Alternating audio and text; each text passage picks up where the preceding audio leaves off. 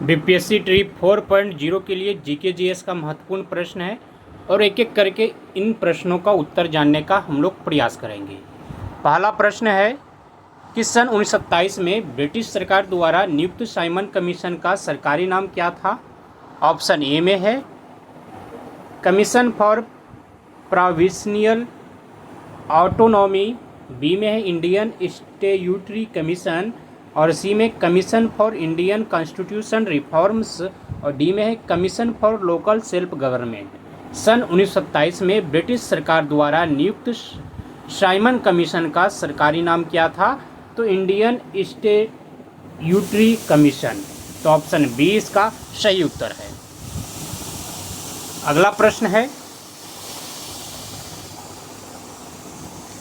चट्टान काटकर बनाया हुआ कैलाश का सुप्रसिद्ध मंदिर निम्नलिखित स्थान पर है।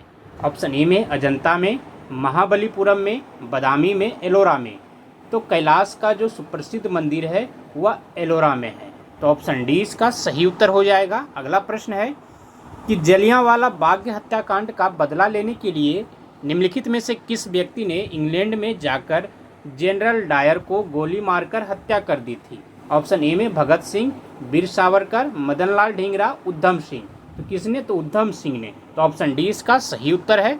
अगला प्रश्न है कि सरदार वल्लभ भाई पटेल की तुलना निम्नलिखित में से किससे की जाती है। ऑप्शन ए में है मेजनी से, गेरीवाल्डी से, काबूर से, बिस्मार्क से। तो सरदार वल्लभ भाई पटेल की तुलना जो है वह बिस्मार्क से की जाती है। तो ऑप्शन डी इसका सही उत्तर है।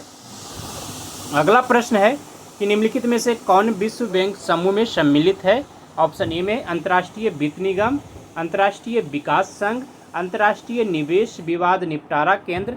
तो डी में है उपयुक्त में से सभी। तो ऑप्शन डी इसका सही हो जाए, सम्मिलित है। अगला प्रश्न है कि विश्व बैंक समूह के सदस्य के रूप में बहुपक्षीय निवेश प्रत्याभूति एजेंसी की स्थापना किस वर्ष हुई थी। ऑप्शन ए में 1968 में, 1978 में, 1973 में, 1988 में। विश्व बैंक समूह के सदस्य के रूप में बहुपक्षीय निवेश प्रत्याभूति एजेंसी की स्थापना 1988 में की गई थी। तो ऑप्शन डी इसका सही उत्तर है।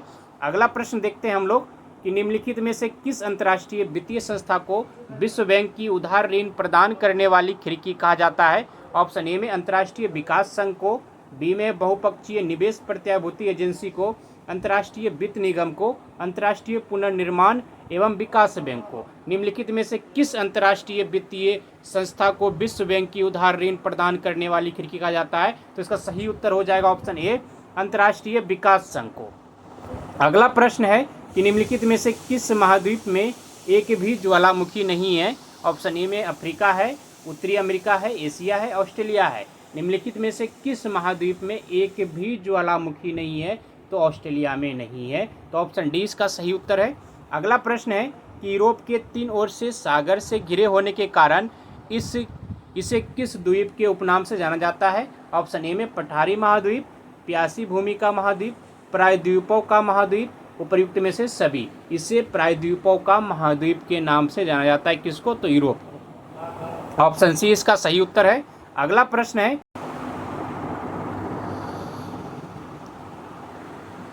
दक्षिण अमेरिका की क्षेत्रफल के दृष्टि से सबसे बड़ा देश ब्राज़ील है और यहाँ पर पूछा जा रहा है कि निम्नलिखित में से दक्षिण अमेरिका का वह कौन सा देश है जो कि क्षेत्रफल के दृष्टि से सबसे छोटा है। ऑप्शन ए में है प्रागवे है, बी में पेरू है, सी में इक्वेडोर है, डी में उरुग्वे है।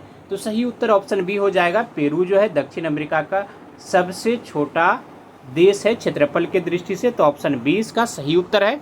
अगला प्रश्न है कि ब्रिटिश सरकार द्वारा रैयतवारी व्यवस्था का प्रचलन प्रारंभिक तौर पर कहाँ किया गया था। ऑप्शन ए में संयुक्त प्रांत में, मद्रास प्रांत में, बंगाल और उड़ीसा में, बंगाल और बिहार में। ब्रिटिश सरकार द्वारा रैयतवारी व्यवस्था का प्रचलन प्रारंभिक तौर पर कहाँ किया गया, तो इसका सही उत्तर हो जाएगा मद्रास प्रांत में। तो ऑप्शन बी इसका सही उत्तर है।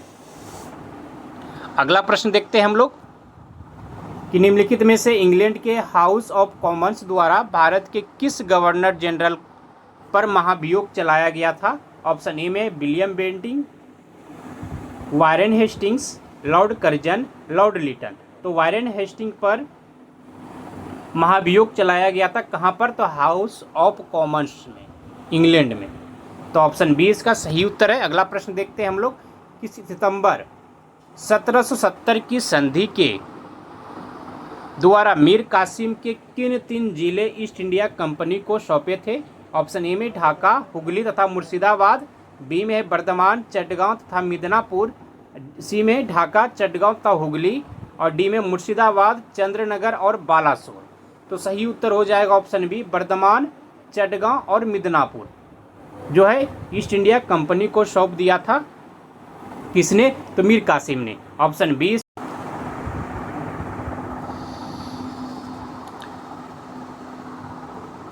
निम्नलिखित में से किस घटना ने इंग्लैंड के सम्राट को भारतीय प्रशासन में अपने अधीन कर लेने के लिए प्रेरित किया था?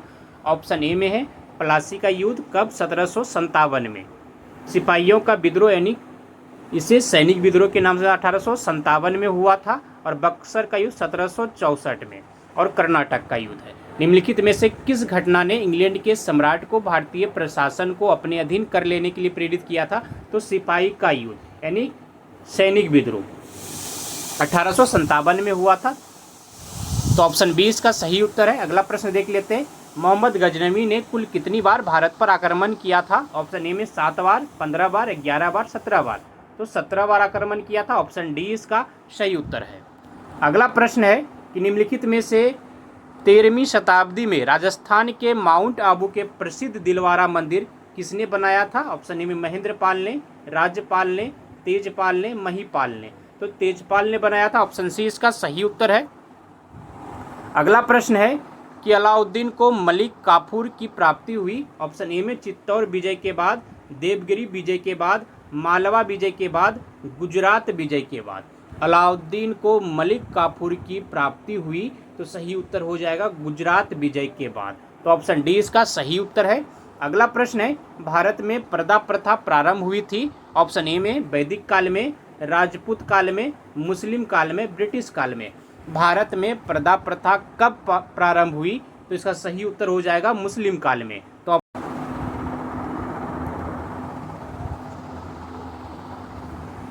मराठों का उत्थान हुआ था किसके काल में, ये बताना है। ऑप्शन ए में संभाजी के काल में हुआ था, शिवाजी के काल में हुआ था, शाहू के काल में हुआ था, शाहजी के काल में हुआ था।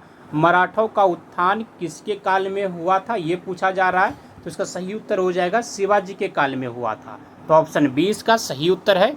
अगला प्रश्न है कि मैं समाजवादी हूँ पुस्तक के लेखक कौन है? ऑप्शन ए में है स्वामी विवेकानंद, जवाहरलाल नेहरू, रामकृष्ण परमहंस, जयप्रकाश नारायण। मैं समाजवादी हूँ पुस्तक के लेखक कौन है? तो इसका सही उत्तर हो जाएगा स्वामी विवेकानंद। ऑप्शन ए इसका सही उत्तर है। अगला प्रश्न देखते हैं हम लोग कि निम्नलिखित में से कौन सा ऊष्मारोधक है? ऑप्शन ए में है हवा, लोहा, कार्बन, तांबा। हवा जो है वह ऊष्मारोधक है। तो ऑप्शन ए इसका सही उत्तर हो जाएगा। अगला प्रश्न देखते हैं कि विश्व में सर्वाधिक शाखाओं वाला ICBC किस देश का बैंक है? ऑप्शन ए में चीन का, अमेरिका का, जापान का, स्विट्जरलैंड का। तो इसका सही उत्तर हो जाएगा चीन का बैंक है। कौन सा? तो ICBC। ऑप्शन ए सही है। अगला प्रश्न देखते हैं हम लोग निम्नलिखित में से भारत में किस विदेशी बैंक की सर्वाधिक शाखाएं स्थित है? ऑप्शन ए में ANZ प्रिविलेज बैंक यानी standard chartered bank, HSBC, American bank या सिटी बैंक। निम्नलिखित में से भारत में किस विदेशी बैंक का सर्वाधिक शाखाएं स्थित है? तो सही उत्तर हो जाएगा इसका ANZ प्रिविलेज बैंक यानी स्टैंडर्ड चार्टर्ड बैंक का। तो ऑप्शन ए इसका सही उत्तर है। अगला प्रश्न देखते हैं हम लोग कि दक्षिण अमेरिकी देश इक्वेडोर का यह नाम क्यों पड़ा? ऑप्शन ए में है यहाँ इक्वेडोर नाम की नदी प्रवाहित होती है, यहाँ भूमध्य रेखीय वन पाए जाते हैं, भूमध्य रेखा इस देश से गुजरती है, यहाँ इक्वेडोर नामक यह ऊंचा पर्वत स्थित है। दक्षिण अमेरिकी देश इक्वेडोर का यह नाम क्यों पड़ा? तो इसका सही उत्तर हो जाएगा भूमध्य रेखा इस देश से गुजरती है। तो ऑप्शन सी इसका सही उत्तर है। अगला प्रश्न है कि अफ्रीका का श्रृंग यानी हॉर्न ऑफ अफ्रीका में कौन से देश सम्मिलित है? ऑप्शन ए में कांगो गणराज्य, नाइजीरिया, बोत्सवाना, लीबिया, लाइबेरिया, मिस्र, इथोपिया, जिबूती और सोमालिया, घाना, लाइबेरिया, दक्षिण अफ्रीका। अफ्रीका का श्रृंग यानी हॉर्न ऑफ अफ्रीका में कौन से देश सम्मिलित है? तो सही उत्तर हो जाएगा इथोपिया, जिबूती और सोमालिया। तो ऑप्शन सी इसका सही उत्तर है। अगला प्रश्न है कि विश्व में सबसे लंबी स्थलीय सीमा किन दो देशों के बीच है? ऑप्शन ए में संयुक्त राज्य अमेरिका और कनाडा, चीन और रूस, भारत और पाकिस्तान, कजाकिस्तान और तजाकिस्तान। विश्व में सबसे लंबी स्थलीय सीमा किन दो देशों के बीच में है? तो इसका सही उत्तर हो जाएगा संयुक्त राज्य अमेरिका और कनाडा के बीच में। तो ऑप्शन ए इसका सही उत्तर है। अगला प्रश्न है कि राजा राम मोहन राय द्वारा ब्रह्म समाज की स्थापना कोलकाता में कब की गई? कब की गई? ऑप्शन ए में 26 अगस्त 1818 में, बी में 20 अगस्त 1828 में, 20 अगस्त 1838 में, 26 अगस्त 1848 में। राजा राम मोहन राय द्वारा ब्रह्म समाज की स्थापना कब की गई? तो सही उत्तर हो जाएगा 20 अगस्त 1828 में। तो ऑप्शन बी इसका सही उत्तर है। अगला प्रश्न है कि निम्नलिखित में से राजा राम मोहन राय द्वारा प्रकाशित पत्र का नाम क्या था? ऑप्शन ए में इंडियन मैसेंजर, इंडिया गजट, संवाद कौमुदी या हिक्को गजट। निम्नलिखित में से राजा राम मोहन राय द्वारा प्रकाशित पत्र का नाम क्या था? तो सही उत्तर हो जाएगा संवाद कौमुदी। तो ऑप्शन सी इसका सही उत्तर है। अगला प्रश्न है कि निम्नलिखित में से किस संस्था का गठन वर्ष 1864 पर सैयद अहमद खान ने किया था? ऑप्शन ए में थियोसॉफिकल सोसाइटी, साइंटिफिक सोसाइटी या इंडियन सोसाइटी या फिर इंडियन नेशनल एसोसिएशन। निम्नलिखित में से किस संस्था का गठन 1864 में सैयद अहमद खान ने किया था? तो सही उत्तर हो जाएगा साइंटिफिक सोसाइटी का। तो ऑप्शन बी इसका सही उत्तर है। अगला प्रश्न है कि स्वामी दयानंद सरस्वती द्वारा वर्ष 1875 में किस समाज की स्थापना की गई? ऑप्शन ए में विश्व भारती का, आर्य समाज का, भारतीय समाज का, ब्रह्म समाज का। स्वामी दयानंद सरस्वती द्वारा वर्ष 1875 में किस समाज की स्थापना की गई? तो सही उत्तर हो जाएगा आर्य समाज का। ऑप्शन बी इसका सही उत्तर है। निम्नलिखित में से दिल्ली के किस सुल्तान ने पृथक कृषि विभाग की स्थापना की एवं फसल चक्र की योजना बनाई? ऑप्शन ए में मोहम्मद बिन तुगलक, इल्तुतमिश, बलबन, इनमें से कोई नहीं। तो सही उत्तर हो जाएगा मोहम्मद बिन तुगलक ने एक पृथक कृषि विभाग की स्थापना की एवं फसल चक्र योजना भी बनाई। तो ऑप्शन ए इसका सही उत्तर है। अगला प्रश्न है कि the voice of the heart किसकी आत्मकथा है? ऑप्शन ए में है आशा भोसले का, मृणालिनी साराभाई का, एम.एस. सुब्बुलक्ष्मी का, लता मंगेशकर का। तो यह the voice of the heart यह मृणालिनी साराभाई की आत्मकथा है। तो ऑप्शन बी इसका सही उत्तर है। अगला प्रश्न है कि गुप्त संवत कब और किसके द्वारा प्रारंभ की गई? ऑप्शन ए में है सन 309 से 10 तथा श्रीगुप्त द्वारा, बी में सन 319 से 20 तथा चंद्रगुप्त प्रथम द्वारा, और सी में सन 323 तथा समुद्रगुप्त द्वारा, और डी में सन 356 तथा चंद्रगुप्त विक्रमादित्य द्वारा। गुप्त संबंध कब और किसके द्वारा प्रारंभ किया गया था? तो सही उत्तर हो जाएगा सन 319 से 20 तथा चंद्रगुप्त प्रथम द्वारा। तो ऑप्शन बी इसका सही उत्तर है। अगला प्रश्न है निम्नलिखित में से कौन सा ग्रंथ गुप्त काल के लिए कौटिल्य हो जाएगा इस जगह, कौटिल्य के अर्थशास्त्र के समतुल है? ऑप्शन ए में मेगास्थनीज का इंडिका होगा इस जगह,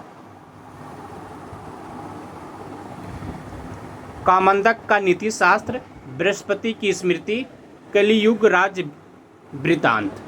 तो सही उत्तर कौन सा इसका हो जाएगा? तो कामंदक का नीति शास्त्र।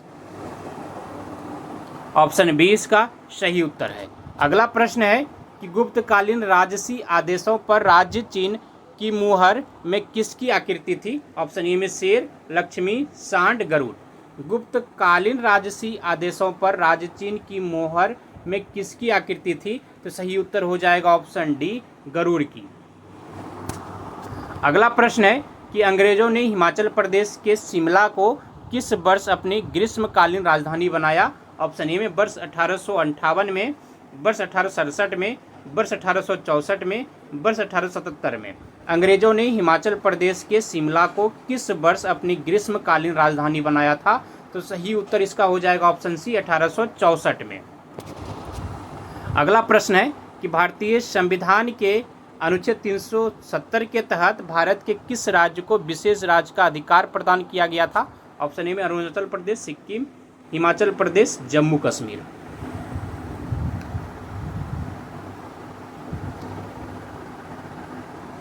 जम्मू कश्मीर को किया गया था, लेकिन अगस्त 2019 से इसे समाप्त कर दिया गया 370 को। अगला प्रश्न देखते हैं हम लोग कि जय हिंद का नारा किसने दिया था? ऑप्शन ए में भगत सिंह,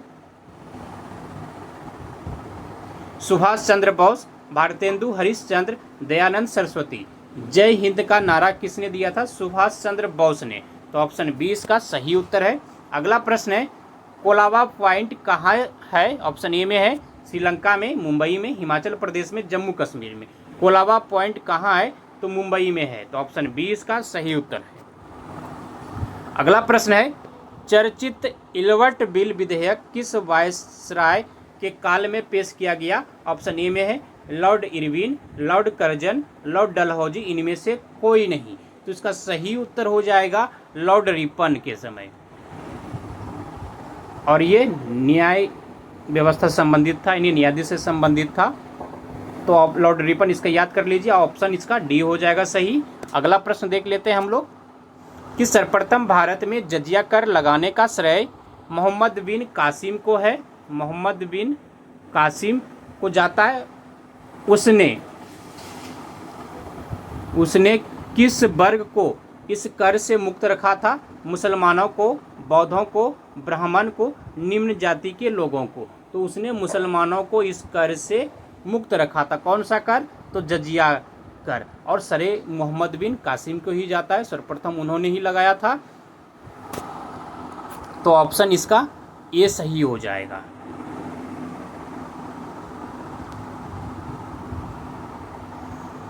धन्यवाद आप सभी को। जय हिंद। मिलते हैं अगले दिन फिर जीके जीएस के महत्वपूर्ण प्रश्नों के साथ।